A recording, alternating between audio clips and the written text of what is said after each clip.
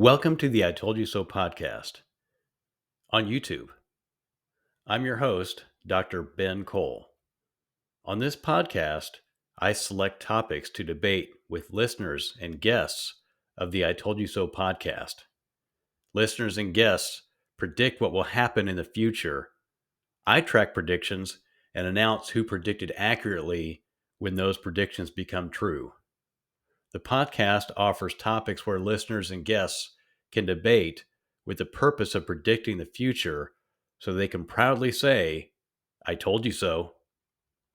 To join the conversation and offer your opinion, I invite you to text or call 1-785-473-3721 or send an email message to ITYS at BenKohlITYS.com. That's ITYS at BenKohlITYS.com, or post on any of my social media channels.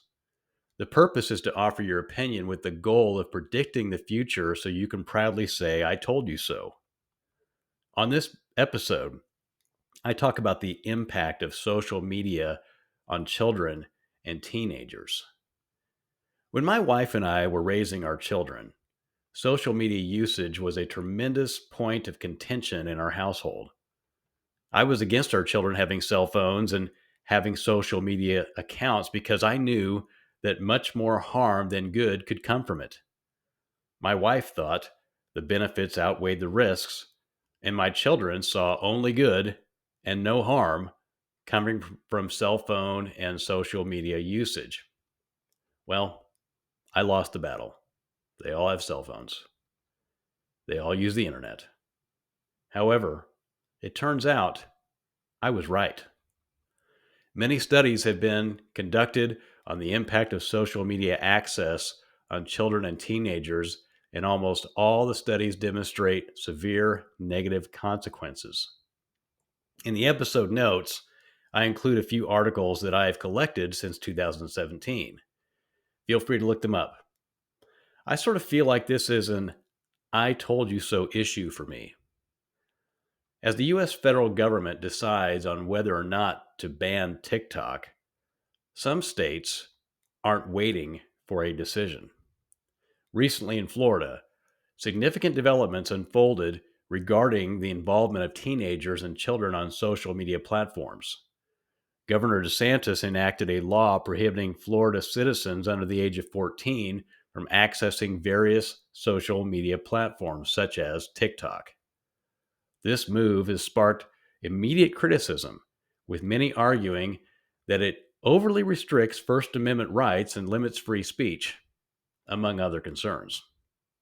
However, delving into the details of the legislation, the governor's statements, and what critics are saying offers an intriguing perspective on the matter.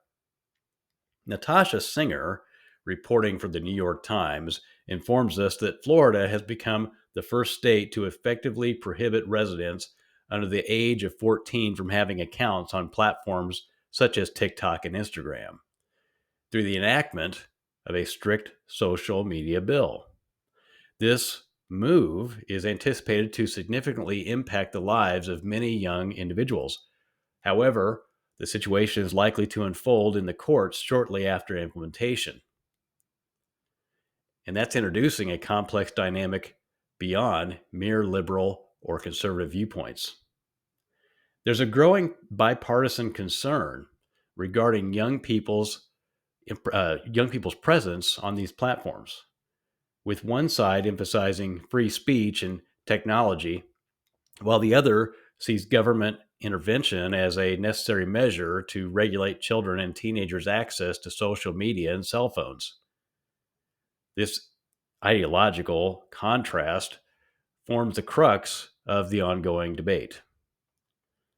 According to the New York Times, the Florida law stands out as more strict than any other legislation enacted thus far, and it seems to be the case. Governor DeSantis himself expressed some of these concerns. Although the Florida legislature was on the brink of passing an even more stringent bill, he pushed for certain modifications, yet he ultimately vigorously endorsed this legislation. In terms of specifics, the newly enacted Florida law prohibits social media networks and platforms from granting accounts to individuals under the age of 14. Additionally, it mandates that these services it mandates these services to terminate accounts that they knew or believed belonged to underage users. This aspect is particularly intriguing because many social media platforms have previously relied on policies stipulating certain age requirements, which they publicly disclose. However, these platforms have also allowed loopholes for young people and teenagers to circumvent these policies by providing falsified information to gain access.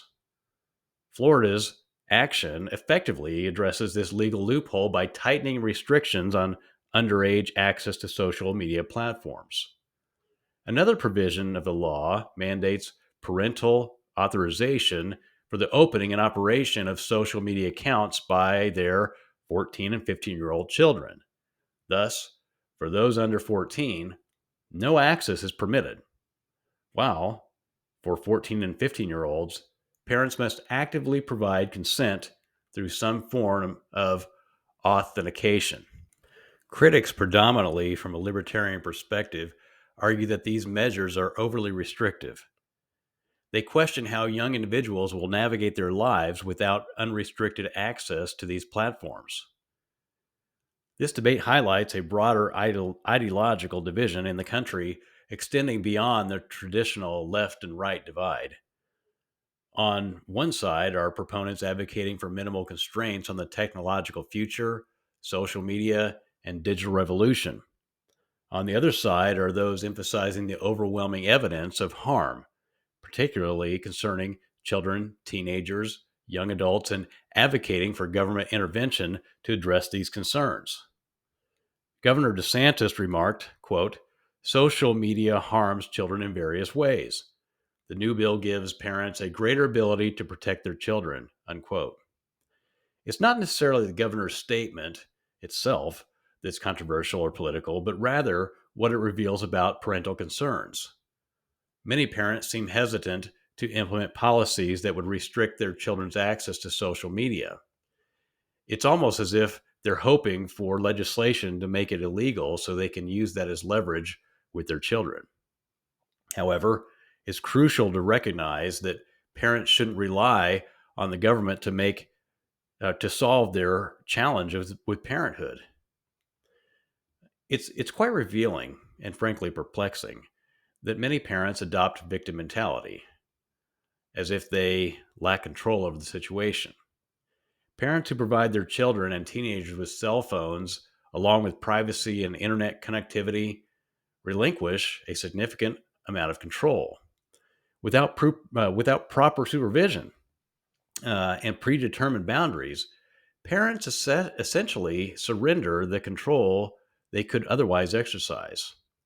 Furthermore, parents have the option to decide whether their children should have a cell phone or, more importantly, whether they should have a cell phone with access to the internet, in another word, a smartphone. We're dealing with a multifaceted issue here.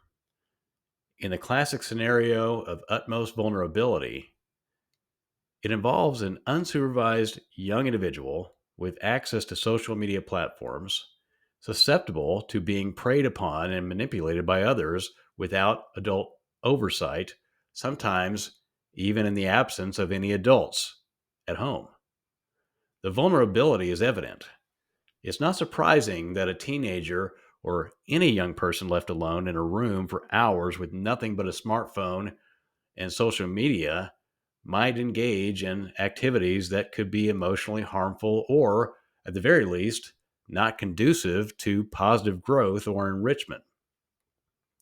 Firstly, there's compelling data indicating a correlation between the use of social media platforms and smartphones in such contexts and the increased fragility of adolescents and young adults.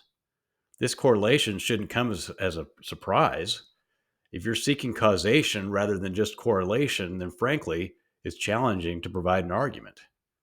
Secondly, there is substantial evidence demonstrating that smartphone usage, especially in solitary settings, such as when a child returns home from school, grabs a smartphone, and heads straight to the bedroom, is associated with significantly reduced face to face interactions. This decline extends beyond interactions with parents and other household members. It also correlates with diminished time spent with peers and friends, resulting in fewer emotionally enriched experiences.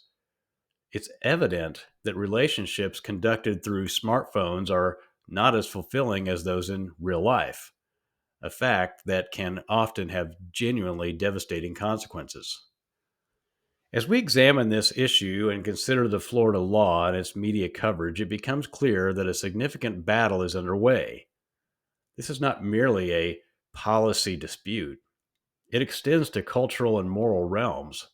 However, beyond these dimensions, it's fundamentally a matter of parental responsibility. Parents of teenagers, young adults, uh, and young children, they cannot evade this responsibility. What the government and state legislature are asserting here is not a prohibition on having a phone altogether. Rather, they are emphasizing that access to social media platforms must be restricted due to the considerable harm being inflicted.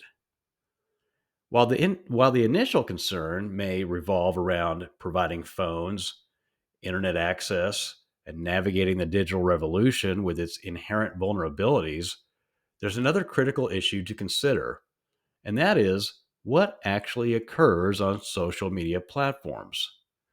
In my opinion, anyone who remains unaware of the vulnerabilities and dangers inherent in these platforms isn't merely uninformed, but genuinely dishonest at this stage.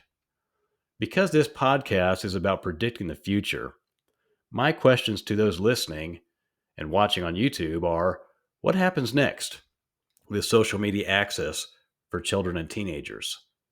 Will more U.S. states enact legislation to limit access, like Florida? Let me know. Just send a text or call 1785 or send an email message to me at ITYS at BenKohlITYS.com. That's ITYS at BenKohlITYS.com, or post on any of my social media channels. Go to BenKohlITYS.com. Again, that's BenKohlITYS.com to connect. And you can get your own I Told You So items at the merchandise link. I've got great shirts and hats and coffee cups, whatever you want. I offer a safe space for fair debate and healthy discourse with this podcast. And the whole goal is to predict the future, so listeners and guests can proudly say, I told you so. Also, if your business or organization is interested in advertising on the I Told You So podcast or here on YouTube, please let me know. Thanks for tuning in to the I Told You So podcast.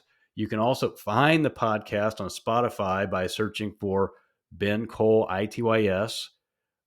Followers of the podcast, I think, are very, very important. So please follow, like, subscribe, give a high rating, and share with your friends. I'm your host, Dr. Ben Kohl, and I hope to hear from you soon.